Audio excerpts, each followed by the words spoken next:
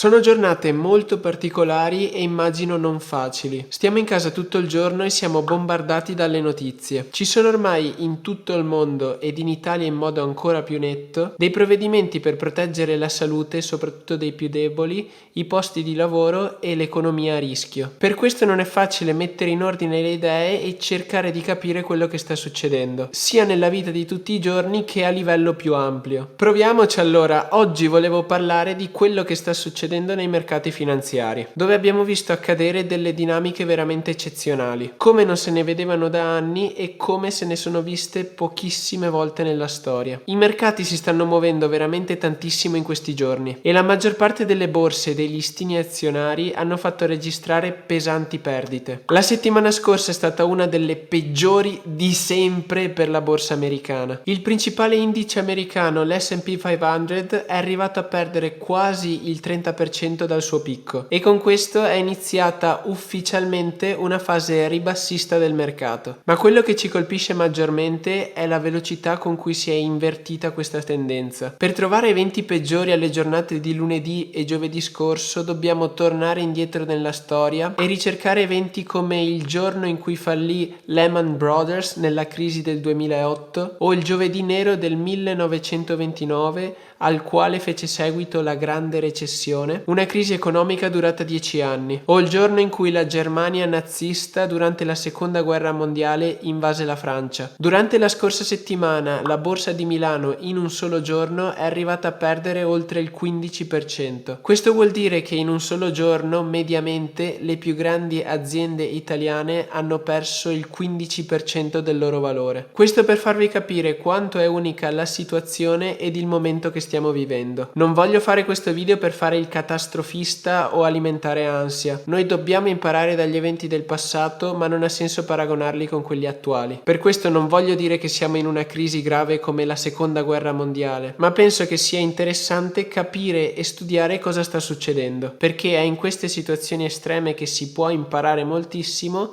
e capire e studiare come si comportano i mercati.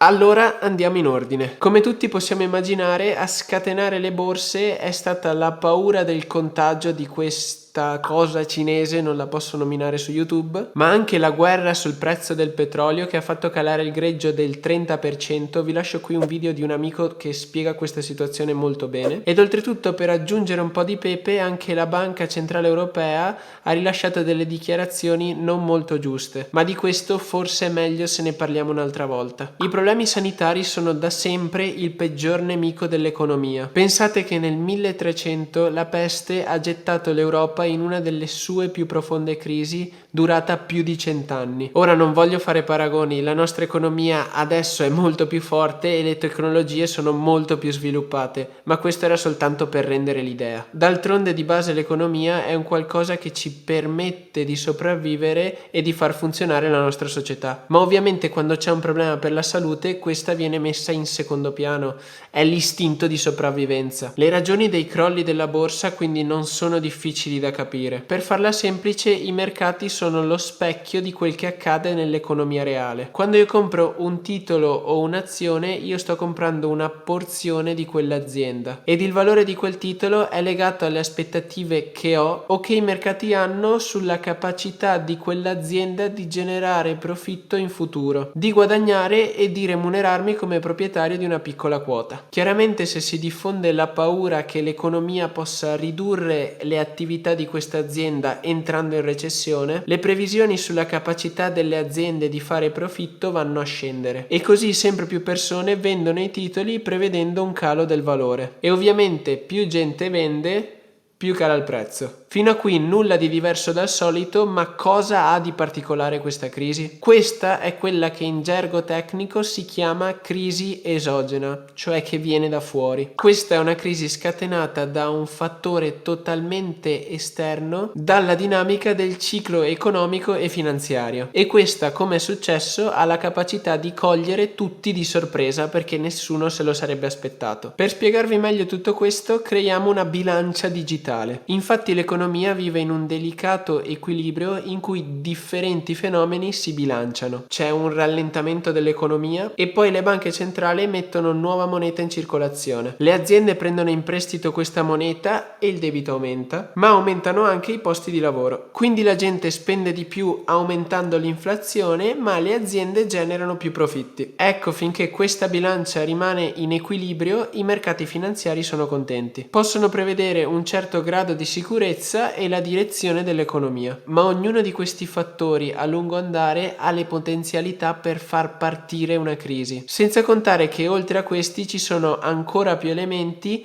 che comunque devono cercare di mantenere questo equilibrio precario. E poi arriva un elemento inatteso che cambia tutte le carte in tavola. E questo è quello che è successo con questa epidemia. E in questo momento i mercati sono dominati dall'incertezza ed in alcuni casi addirittura dal panico. Ed oltretutto nemmeno le misure delle banche centrali riescono a rassicurare una situazione del genere. E noi ci diciamo, essendo un fattore esterno esogeno, come se ne andrà via? E quando si risolverà l'epidemia, i mercati e l'economia torneranno a crescere? Tornerà tutto in equilibrio? Purtroppo, e come sempre, non è così semplice. Primo perché probabilmente l'economia è entrata in recessione e tutti cercano di capire se è un fenomeno di breve termine o più lungo, ma finché non si avrà almeno la chiarezza su questo punto, l'incertezza continuerà a regnare. Seconda cosa perché tutti questi sbilanciamenti potrebbero aver cambiato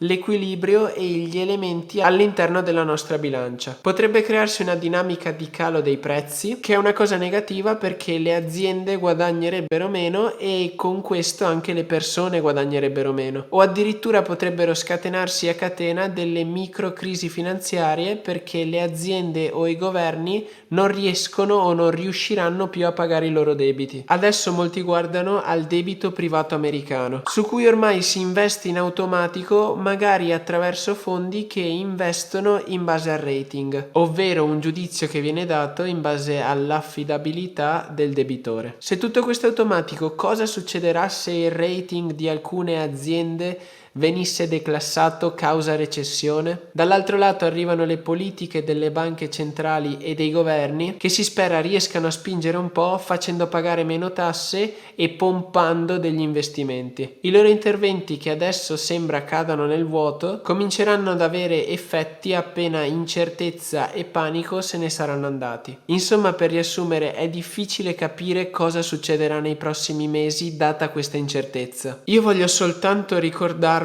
che i mercati scontano le nostre aspettative e data tutta questa incertezza in questo periodo, in questo momento, stanno facendo su e giù e stanno fluttuando tantissimo. Quindi da buon spettatore sarò lì con voi a vedere cosa succederà. Ma oltretutto si sa che nei momenti di crisi si riescono a fare i migliori affari. Per questo sto anche iniziando nel mio piccolo ad investire. Prima di farlo comunque consiglio ad ognuno di voi di approfondire e di studiarsi bene quello che sta facendo. Detto questo, spero che il video vi sia piaciuto. Se così fosse lasciate un mi piace. Iscrivetevi al mio canale se non volete perdervi quello che faccio e probabilmente in futuro condividerò anche tutti i miei investimenti nel mercato finanziario. Ditemi nei commenti cosa ne pensate di tutto questo tema e noi ci vediamo alla prossima avventura. Ciao a tutti ragazzi!